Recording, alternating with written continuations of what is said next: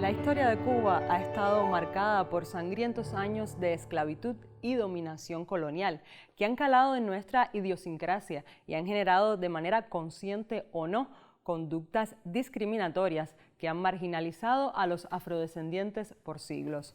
Nuestras luchas por la independencia estuvieron indisolublemente ligadas a las luchas contra el racismo y la discriminación racial.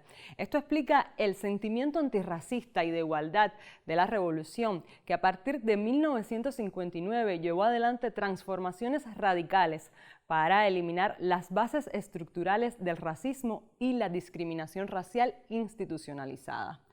No obstante, las adopciones de políticas públicas no siempre van a la par de las relaciones sociales. Vale preguntarse, ¿existe racismo en nuestro país? ¿Cómo se manifiesta? ¿Qué dicen los investigadores? Sobre el racismo en Cuba estaremos debatiendo hoy en Buen Cubano y para ello me acompañan ya en el estudio Heidi Hernández Iglesias, quien es investigadora, bienvenida a nuestro programa, Gracias. Investigadora del Centro de Investigaciones Psicológicas y Sociológicas, y también está con nosotros Rafael Lara González, bienvenido también a nuestro programa en Buen Cubano, quien es investigador, escritor y metodólogo nacional para los temas sobre cultura y tradición popular. ¿Así es? Ajá. Bienvenido a nuestro programa. Estaremos hablando hoy sobre racismo en Buen Cubano.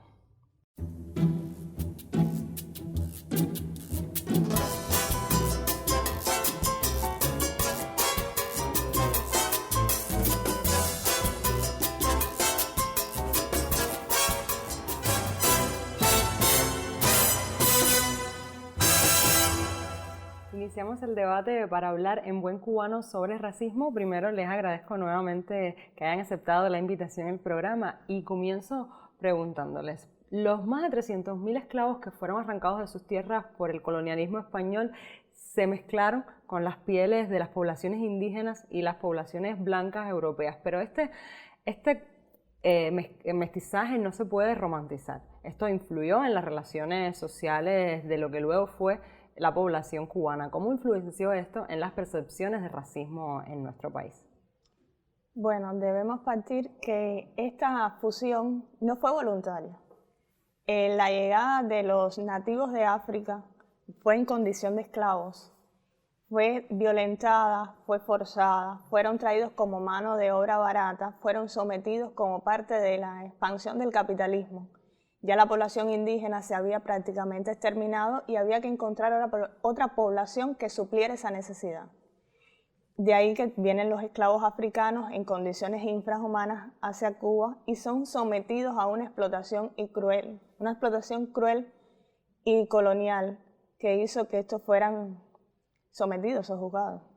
Eso afectó, por supuesto, la percepción que se creó en nuestro país sobre la raza. Sí, cómo no, sin duda, ya los llamados componentes etnodemográficos, conformando lo que conocemos como el etno-nación cubana, se fue forjando, se fue lo que decía Ortiz, el gran ajiaco de la cultura cubana, y empezaron a formarse diferentes elementos de tipo social, de tipo religioso, de tipo cultural, y bueno, sin duda eso fue también creando ciertos cánones en las comunidades, en la sociedad como tal, y se fue creando distintivos, identidades que fueron respondiendo de una u otra forma a esos componentes etnodemográficos, lo cual eso pudo traer consigo la no adecuación de algún componente sobre otro, o sea, aquellos que eran traídos o descendientes de africanos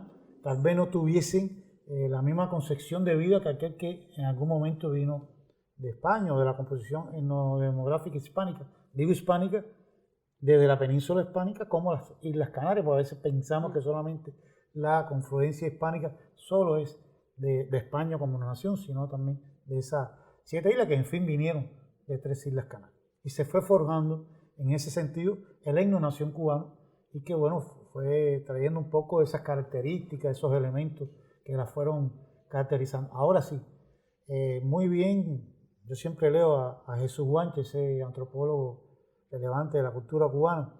Él decía que el etno-nación cubano ni siquiera representa en cada uno de ellos el 0,03%. O sea, solo existe una sola etnia en Cuba, que es la etnia cubana. Y eso creó posible también que en esa misma etnia cubana confluyeran una serie de elementos que de alguna u otra manera tuvieron relación con esa fluidez, con esa integralidad, con esa diversidad en ese sentido. Ya introduciendo el tema, ¿existe racismo en nuestro país? Sí, categóricamente podemos hablar de racismos en plural, porque no existe uno solo. Y hablamos de racismo, cuando estamos hablando de racismo siempre pensamos en ese prejuicio, en esa discriminación, en esa acción de minimizar a las personas de un grupo social a otro, mayormente a las personas negras, pero no siempre es así. También existen otras minorías étnicas que son minimizadas y que tienen que ver en cuanto al color de la piel mayormente, pero también desde el aspecto económico, desde el aspecto cultural, desde la idiosincrasia y la identidad. Por eso podemos hablar de racismos y hay diversas manifestaciones de racismo. Esa es otra de las preguntas. ¿Se puede hablar de un racismo estructural, de un racismo sistémico? ¿Qué tipos de racismo se manifiestan con mayor medida en nuestro país? A ver, entre los tipos de racismo, según la literatura estudiada y ya conocida, podemos hablar de un racismo acostumbrado, de costumbres que se naturaliza, que se invisibiliza, que está en la transmisión de generación en generación desde el ámbito familiar. A veces cuando los padres o los abuelos le dicen a los hijos, no quiero que te unas en relación de pareja con una persona que no es de tu color de piel o no es de tu condición social. O no quiero que te relaciones con esta persona. Está en el cotidiano, en los mismos refranes. Negro como tamarindo, o sea, hay un refrán referido en ese sentido. A veces cuando, no hace mucho, la anécdota del taxista en Holguín, que la periodista de la Universidad de Derecho de la Universidad, la estudiante de la universidad con su mamá iba en un taxi en Holguín y el taxista paró el taxi y dijo, váyanse porque ustedes son negros y yo no monto negros. Ella cogió la foto, cogió la chapa, la matrícula y bueno, fue sancionado, fue a los tribunales y pues, se llevó a la fiscalía y se sancionó. O sea, sí existen, hay ejemplos muy notables, a veces hasta en las convocatorias, en una plaza de la actual MIPYME, no sé qué, en el Veado no hace mucho yo vi no admitimos raza negra, o sea, hay expresiones, yo pienso que son tabúes, son sin lugar a dudas manifestaciones nocivas hacia la sociedad que no deben imperar. Lamentables estos hechos y yo les propongo ahora hacer una primera pausa en nuestro programa para hablar sobre el racismo en nuestro país. Cuando regresemos estaremos hablando sobre las principales manifestaciones de racismo en la sociedad cubana, ya hablamos de algunas, y de las inequidades que han generado años de marginalización y sobre todo las acciones para detener el racismo y la discriminación racial. Enseguida regresamos con más.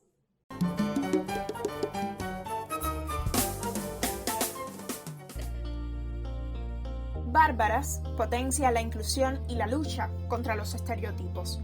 Llegar a este emprendimiento es saber de crecimiento constante por una marca que sea muestra de identidad afro y también de cubanía, que pueda reflejar a los clientes la pasión por la moda y las formas de contar una nación con raíces afrodescendientes. Los clientes por lo general, cuando vienen aquí a la tienda, vienen buscando como una representación, un estilo, ¿entiendes? Cuando ellos entran a la tienda vienen con la idea ya concebida de lo que quieren buscar, pero nosotros le aclaramos como las dudas que puedan tener. Bueno, realmente en esta familia llevo 4 a 5 meses. Digo familia porque me acogieron con mucha alegría, con mucha disposición, Deini y su hija Yurena.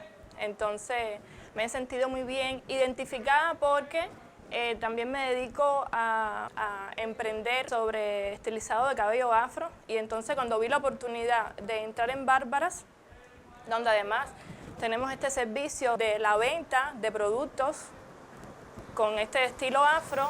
Ese estilo es bien marcado, nuestra ropa es afro, pero más enfocada a la actualidad. Desde Bárbaras también se alienta a la comunidad Se defiende la herencia negra cubana y se busca que entre los colores y estilos en cada una de las prendas, un motivo para construir un mundo más justo y sin diferencias raciales o étnicas. Bárbara surge en el año 2014 como proyecto y oficialmente como marca en el 2016. Ya en el 2014 decidimos hacerla porque es el año en que muere la matriarca de nuestra familia, Bárbara. Ella da nombre a la marca. Mi madre fue una persona que fue diseñadora empírica.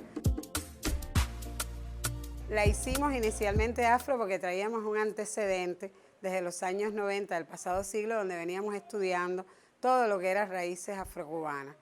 Y también porque en el año 2010 yo había fundado Alianza Unidad Racial, que es una organización que atiende de manera gratuita a las personas que sufren discriminación en Cuba. Estábamos en el contexto del decenio de los afrodescendientes y todo eso fueron factores que incidieron para que pudiera crear Bárbaras con la línea que tiene.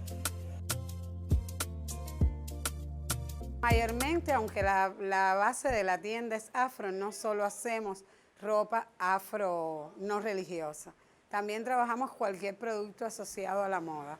Por tanto, hacemos carteras, allí delante tenemos carteras, bolsos, hacemos gorros, turbantes, otros accesorios y trabajamos una línea de artesanía nupcial y artesanía para quinceañeras.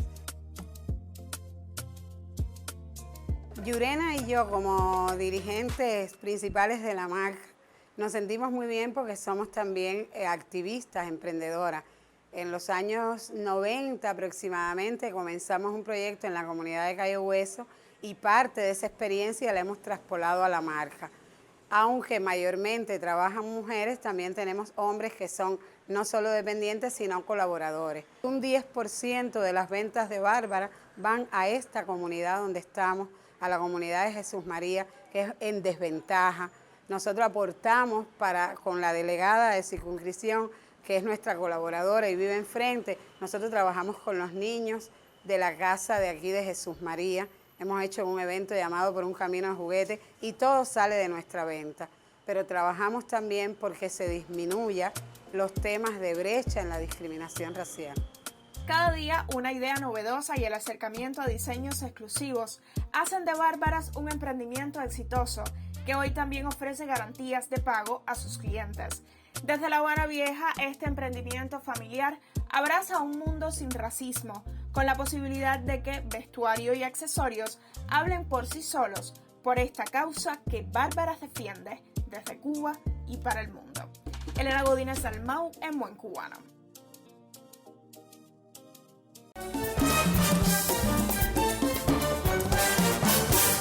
Retomamos el debate en Buen Cubano y estamos hablando hoy en nuestro programa sobre racismo. Ahora les pregunto, ya me habían dado ejemplos concretos de cómo se manifiestan estas expresiones de racismo en nuestro país, pero ahora les pregunto, ¿cuánto ha evolucionado el pueblo cubano en la disminución o no de este tipo de expresiones? Bueno, el primer punto de evolución que tenemos que ver es un tema que se habla en el debate público. Antes de hablar de racismo en Cuba era como un detente, stock, un bombillo rojo, no se habla del tema. Que salga al debate público y que desde el 2009, que se reconozca primero que es una problemática social existente no superada. Es lo primero que hay que aclarar como proceso de evolución. Y que existe un programa nacional de lucha contra el racismo desde el 2019 que apoye el debate de esta temática, que ya lleva trabajando muchos años, no es solo desde el 2019, desde el mismo triunfo de la revolución, de una forma u otra, el ámbito académico se habló sobre el tema del racismo. Creo que son puntos fundamentales para analizar esta evolución. La Comisión Aponte de la UNIAD, que lleva un trabajo muy relevante en este sentido, instituciones como la Casa de África, aquí en La Habana, como la Casa del Caribe en Santiago de Cuba, el Centro de Estudios Africanos también de Santiago de Cuba, la Asociación de Caribeña de Cuba. Nosotros atendemos y acompañamos sistemáticamente alrededor de 98 agrupaciones portadoras de influencia hispánica y caribeña, de influencia africana y caribeña. Pero también quiero decir que nunca se me olvida la anécdota del gran Joel James de Figueroa, cuando dijo en uno de los festivales del Caribe que el Caribe no solo era de negros. A veces pensamos que el pigmento de la raza es lo que nos lleva a la clasificación etnodemográfica o esa confusión que existe universalmente en el mundo entero de raza y etnia. A veces cuando tienen que decir etnia dicen raza y cuando tienen que decir raza y etnia, entonces nos fijamos más por el pigmento de la piel, porque a lo mejor yo mismo me veo blanquito, pero el ADN me rasura los dientes y a lo mejor tengo alguna composición de influencia africana en mi organismo. O sea, eso es muy difícil y no fijarnos siempre por el pigmento. Sobre todo la población cubana. Exactamente. Que es heterogénea. Pero en este sentido, bueno, mira, yo le decía al Ministerio de Cultura, las instituciones culturales, el acompañamiento a estas expresiones tradicionales, tanto de influencia africana como caribeña, y para, bueno, terminar la anécdota. Decía George James, el Caribe no solo de negro, en el Caribe también hay blanco.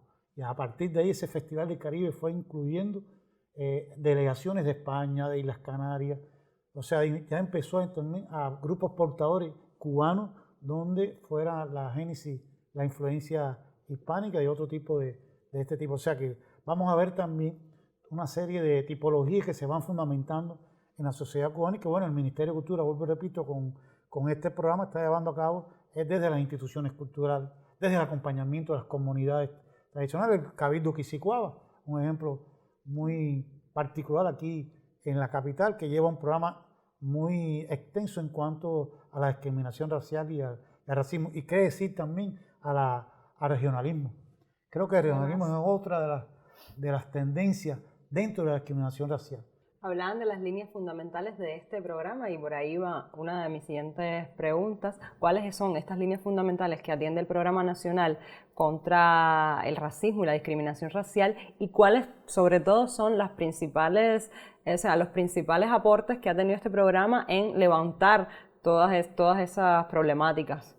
Bueno, en cuanto a líneas, el Programa Nacional de Lucha contra el Racismo se centra en la visibilidad de estas problemáticas que afectan a las personas negras y mestizas en Cuba y tienen que ver con el acceso a la educación superior, con el tema laboral, con el bienestar. ¿Y cuáles son también las principales problemáticas que ha levantado las investigaciones que ha llevado a cabo también el programa? Desde el punto de vista no solo del programa, sino desde el punto de los centros de investigaciones y la academia en sentido general, se han visto reflejadas en estudios sobre las representaciones sociales vinculados a los medios de comunicación, pero al entorno laboral, al entorno social, también con los análisis de discursos desde la comunicación, desde los medios, desde los audiovisuales, sobre el acceso al ámbito laboral, sobre el acceso a la educación superior, sobre las relaciones de parejas interraciales.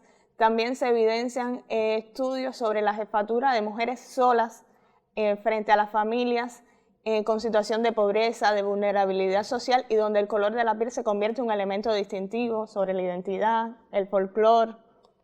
Yo les propongo hacer una segunda pausa en nuestro debate. Cuando regresemos seguiremos hablando sobre estas problemáticas de racismo en nuestro país. Recuerde que si quiere aportar al debate o sugerir nuevos temas, puede hacerlo a través de nuestro correo electrónico en buencubano@icrt.cu o a través de nuestras páginas en redes sociales. Enseguida volvemos.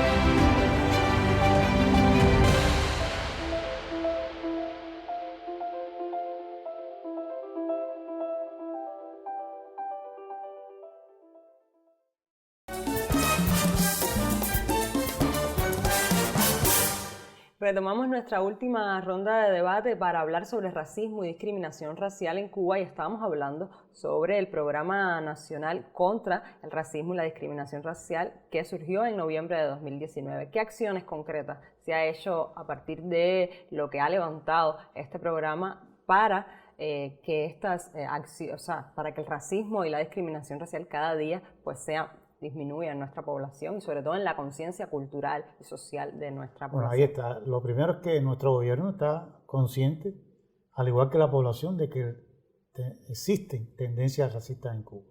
Ese es el primer aspecto importante. Hay una conciencia, hay una aprobación de esta tendencia. Ahora, se han creado espacios académicos en función de la discusión, de intercambio, reflexión sobre el tema. Yo decía, no se trata, o sea, de confluir o tener cifras a partir de ahora de cuántos negros y cuántos blancos tenemos en cada centro de trabajo, en cada institución. No es un problema tampoco de cifras, sino de que estén en el puesto, de que estén en el lugar las personas que sean realmente las más capacitadas, sea de cualquier tipo de color, de cualquier tipo de raza. ¿Sí? Creo que esa es una de las primeras funciones. Pero bueno, vuelvo al tema. Hemos creado espacios académicos en las escuelas, en las universidades. Creo que los centros universitarios juegan un papel importante. En las comunidades propias ya se han creado espacios también de debate público para el tema y un poco también para conllevar a la respuesta de los medios de comunicación, o sea, de las redes sociales. Ha sido un tema muy reiterado como crítica. No es menos cierto que esas tendencias ha sido manipulada también, ¿por qué no?, en cuanto a ese sentido. Bueno, ese programa se ha llevado a cabo desde el punto institucional, cómo las instituciones conjugan el problema de la... También yo conozco personas que me dicen, yo no soy racista, pero... El pero y entonces, pesa. exactamente, y entonces yo le pregunto, ¿son conscientes las personas en su día a día de estas dinámicas discriminatorias en muchas ocasiones que a veces las dicen y yo pienso que ni les pasa por la cabeza que están siendo racistas? El problema es que el racismo es un problema muy subjetivo y a veces lo han naturalizado tanto esas expresiones racistas que no saben. Unos no se dan cuenta, lo dicen y ya pasó, como es tan cotidiano, ¿no? Fulano no se va a ofender porque yo le diga tal cosa o más cual cosa asociado a su color de piel. En algunos casos sí son conscientes y lo utilizan como arma para denigrar. En otros casos no, es un tema muy subjetivo que tiene mucho que ver con la persona y su manera de comportarse. De ahí los prejuicios y las discriminaciones. Puedo tener incorporado en mi conciencia, en mi imaginario social, en mi representación, ciertos criterios hacia una persona, pero en el espacio público no. Me comporto como tal, pero en mi interior sí lo estoy manifestando y sí lo estoy sintiendo. El debate sobre esta cuestión racial, ustedes ya lo han dicho, ha evolucionado a lo largo de los años en nuestro país, desde un debate que no se hacía a un debate que ya está sobre la mesa. ¿Cómo ha evolucionado en las últimas décadas este debate? ¿Ha evolucionado para bien, para mal? Para bien. Que se hable del tema, que se reconozca en buen cubano que existe racismo y que no se vea como un problema tan catastrófico, pero es un problema social que existe y debemos combatirlo y debemos enfrentarnos a él como parte de nuestra cotidianidad, es un gran paso de avance. Sí, seguir luchando porque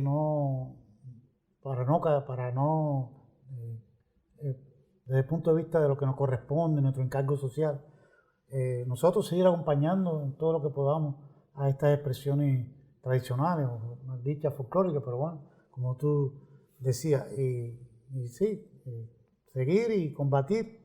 Nosotros seguiremos más adelante hablando sobre el racismo porque es un tema que no termina en un programa de 27 minutos, sino que es un tema que debemos continuar debatiendo y sobre todo superando en nuestra sociedad desde la casa, desde la familia, desde los más pequeños. El racismo está de igual forma representado en una frase pequeña como en un acto de violencia hecho viral. Las dinámicas que prejuiciosamente evalúan a otra persona por su color de piel han devaluado las capacidades y talentos de las poblaciones negras y mestizas y han marginalizado su posición social. En Cuba, las políticas públicas, culturales y legislativas han intentado revertir estas dinámicas de discriminación racial contrarias a la dignidad del ser humano. Sin embargo, sobre nuestra conciencia aún queda un camino largo por trabajar. Usted recuerde, nos vemos la próxima semana para seguir debatiendo la vida cotidiana de este país en Buen Cubano.